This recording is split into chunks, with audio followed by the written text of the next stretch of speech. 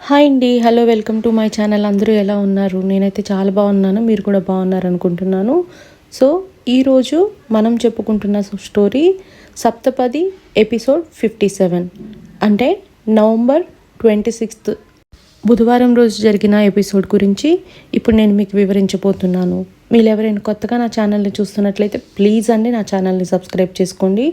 అలాగే వీడియోని చూస్తున్న తర్వాత చాలామంది లైక్ చేయడం లేరండి. సో మర్చిపోకుండా లైక్ చేయండి. లైక్ చేయడం వల్ల నా వీడియో అనేది చాలామందికి రీచ్ అవుతుంది. సో ప్లీజ్ అండి, వీడియో కనుక నచ్చినట్లయితే ఒక్క లైక్ అయితే ఇవ్వండి. అరవింద్ మెల్లిగా అడుగులో అడుగేసుకుంటూ విచారంగా ఐసీయూలో నుంచి బయటకు వస్తాడు. అరవింద్ని చూసి శోభ, బాబు అరవింద్, మాట్లాడావా మీ నాన్నతో? ఏం చెప్పారు నాన్న మీ నాన్న? ఏంటి అరవింద్ అలా ఉన్నావు అని శోభ కంగారుగా అడుగుతుంది. కానీ అరవింద్ మాత్రం ఏం మాట్లాడకుండా అలా అడుగులో అడుగేసుకుంటూ బయటకు వచ్చి నిలబడతాడు. ఎవరితో మాట్లాడకుండా సైలెంట్గా ఉంటాడు. అప్పుడే డాక్టర్ లోపలికి వెళ్ళి చూసి ఈశ్వర్ ప్రసాద్ని చెక్ చేసి మళ్ళీ బయటకు వచ్చి హీఈస్ నో మోర్ అని చెప్పగానే శోభ తన పిల్లలందరూ పరిగెత్తుకుంటూ ఐసీయూలోకి వెళ్ళి ఈశ్వర్ ప్రసాద్ మీద పడి ఏడుస్తూ ఉంటారు. ఇదిలా ఉంటే కస్తూరి అసలు హాస్పిటల్లో ఏం జరుగుతుందో ఏందో అనుకుంటూ కంగారు పడుతూ ఆనందరావుకు ఫోన్ చేస్తుంది. ఆనందరావు ఫోన్ లిఫ్ట్ చేసి పక్కకు వచ్చి, చివరి నిమిషంలో కూడా మీ అన్నయ్య నీకు శ్రమ తప్పించాడు కస్తూరి. నువ్వు హాస్పిటల్కి వచ్చే అవసరం లేకుండా నీకు శ్రమ తప్పించాడు అంటాడు. కస్తూరికి అర్థం కాక, ఏమండి ఏం జరిగిందండి సరిగా చెప్పండి అంటుంది. ఇక మీదట నిన్ను ఎలాంటి ఇబ్బంది పెట్టలే కస్తూరి, మనందరికీ దూరంగా వెళ్ళిపోయాడు అని చెప్పగానే కస్తూరి షాక్ అయ్యి ఒక్కసారిగా కుప్పగూలిపోతుంది. వెంటనే తన కూతురు లహరి, కస్తూరి అత్తయ్య, అమ్మా ఏమైంది కస్తూరి, ఏమైంది చెప్పవే, ఎందుకు అలా ఉన్నావు, మాట్లాడు, ఏమైంది అని కస్తూరి అత్తయ్య అడుగుతుంది. లహరి కూడా ఏమైందమ్మా చెప్పమ్మా అనగా, మీ మామయ్య ఇక లేరమ్మా అంటూ ఏడుస్తూ చెప్తుంది. ఆ షాక్లో నుంచి తేరుకొని మళ్ళీ ఆనందరావుతో, ఏమండి నాకు ఇప్పుడే అన్నయ్యతో మాట్లాడాలనిపిస్తుంది, అన్నయ్యని చూడాలనిపిస్తుందండి అని చెప్తుంది. చూసావా కస్తూరి, బంధాలు ఎంత విలువైనయో, కాలం ఎంత విలువైందో.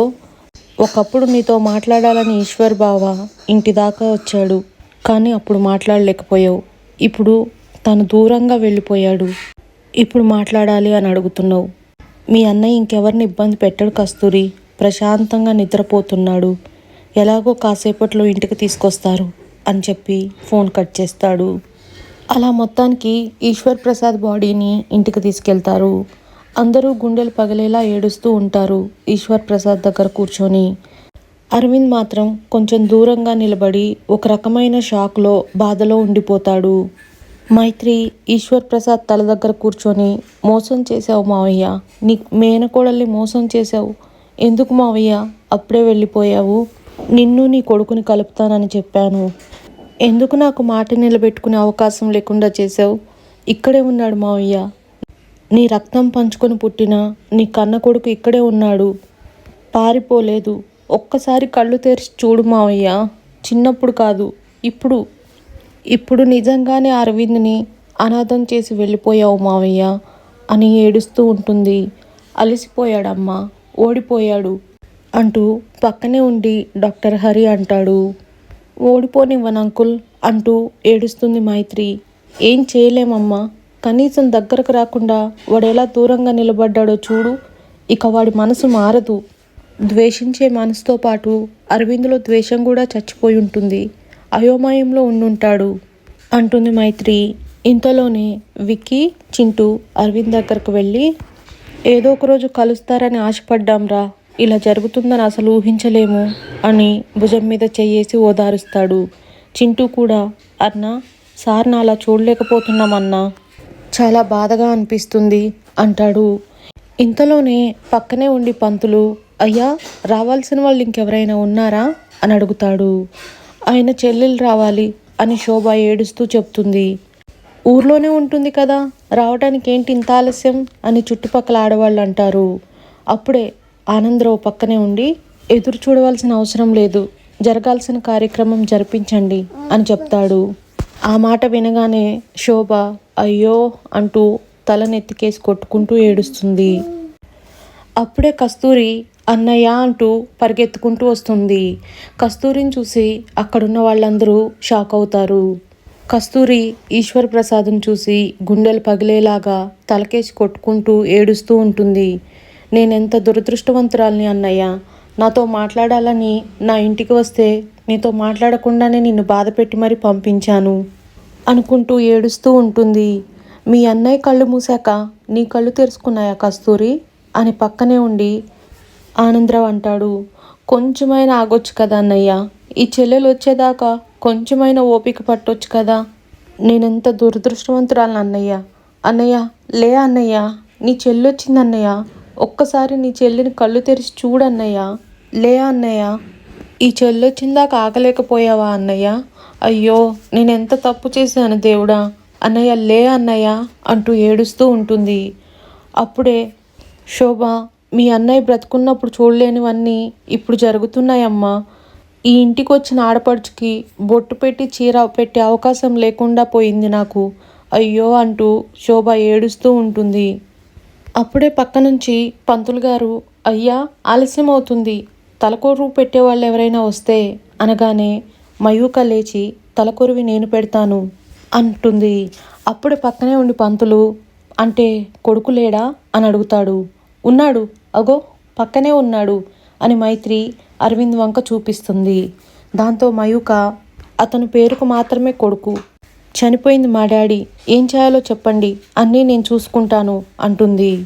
మయూక నువ్వాగమ్మా, ఇది మగవాళ్ళు చేయాల్సిన పని, ఆయనకు కొడుకైనా బావమరిదైనా నేను తలకొరువు పెడతాను అంటాడు పుల్లయ్య.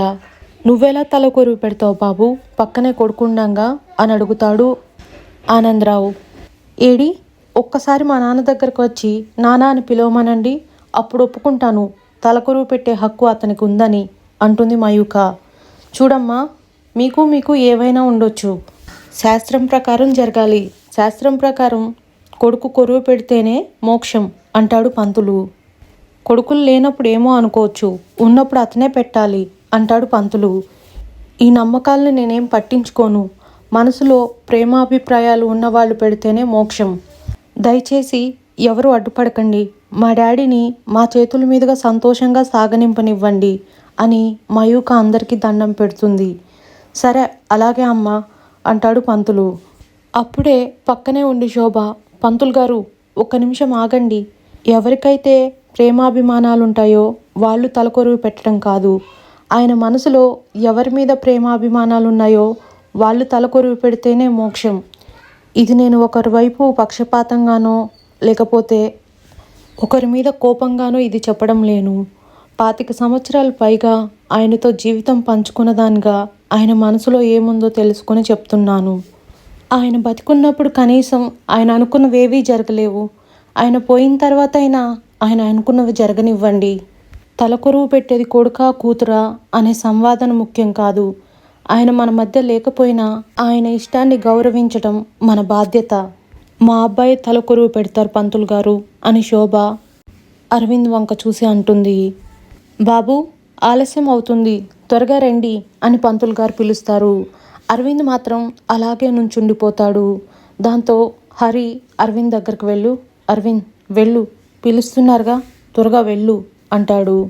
నాతో చెప్పకుండా నన్ను అడగకుండా అలా నిర్ణయం ఎలా తీసుకుంటారు మామ, ఆ అమ్మాయితోనే చేయించండి. అప్పుడే మైత్రి కుదరదు అంటూ అరవింద్ దగ్గరకు వెళ్ళి అసలు నీ ప్రాబ్లం ఏంటి అని అడుగుతుంది. మయూక చెప్పింది కదా అని అరవింద్ అంటాడు. ఆ ప్రశ్నలకు సమాధానం అత్తయ్య కూడా చెప్పింది కదా అంటుంది మైత్రి. పోయిన మనిషికి విలువ ఇవ్వకపోయినా కనీసం ఆ బంధానికైనా విలువివ్వు అరవింద్ అంటాడు డాక్టర్ హరి. విలువిచ్చాను కాబట్టే ఇప్పుడు దాకా ఇక్కడ నిలబడ్డాను అంటాడు అరవింద్. సరిపోదు, కొడుకుగా నువ్వు చేయాల్సింది ఇంకా ఉంది. ఆయన నీకేం చేశారన్నది కాదు, నువ్వు చేయాల్సిన బాధ్యత చెయ్యు ఒక కొడుకుగా. నువ్వు పైకి చెప్పకపోయినా నీ కళ్ళల్లో బాధ చెప్తుంది అరవింద్, ఆయన మీద నీకున్న ప్రేమ. చిన్నప్పుడే అమ్మని పోగొట్టుకున్నావు, ఇప్పుడు నాన్నని పోగొట్టుకున్నావు, ఇప్పుడు తలకొరువు పెట్టకపోతే విలువైన బాధ్యతను కూడా పోగొట్టుకుంటావు అరవింద్. అందుకు జీవితాంతం బాధపడాల్సి వస్తుంది. అసలు నీ కోపం ఏంటి? మావయ్య నిన్న అనాథం చేయలేడు, ఇంట్లో నుంచి చెప్పకుండా వెళ్ళిపోయి నువ్వే మావయ్యని అనాథం చేశావు. కన్నీళ్లకి పంతాలు పట్టింపులు తెలియదు అరవింద్, గుండెబడి బాధ మాత్రమే తెలుస్తుంది అంటుంది మైత్రి. మీ నాన్న ఆయన వెనక నువ్వు నీడలా ఉండాలనుకున్నాడ్రా అని చెప్తాడు డాక్టర్ హరి. దాంతో అరవింద్ ఆలోచించి, మావయ్య నాకు పంచి కట్టుకోవడం రాదు అని చెప్పగానే అక్కడున్న వాళ్ళల్లో కొంతమంది మొత్తానికి తలకొరువు పెట్టడానికి అరవింద్ ఒప్పుకున్నాడని అరవింద్ వంక దీనంగా చూస్తారు. అమ్మని నా కాకుండా చేశావు, ఆ బాధని మెల్లిగా దిగమింగుకుంటూ వచ్చాను. ఇప్పుడు నా చెల్లెవరో చెప్పకుండా వెళ్ళిపోయావు. ఏంటి సార్ ఈ అన్యాయం? ఓ, మిమ్మల్ని సారు అనకూడదేమో, నానా అని పిలవాలేమో అంటూ అరవింద్ కుండ పట్టుకొని నడుస్తూ ఏడుస్తూ ఉంటాడు. నీ ముందు కుండెవరు పట్టుకొని నడుస్తున్నారో చూసావా? ఎందుకు తొందరపడి వెళ్ళిపోయావు? ఒక్కసారి చూడు మావయ్య, నీకు ఇచ్చిన మాట నిలబెట్టుకున్నాను నేను అంటూ మైత్రి ఏడుస్తుంది. అలా ఈశ్వర్ ప్రసాద్ పాడి తీసుకెళ్తుండగా శోభ కళ్ళు తిరిగి పడిపోతుంది. ఆ తర్వాత ఏం జరిగిందనేది మనం నెక్స్ట్ ఎపిసోడ్లో తెలుసుకుందాం.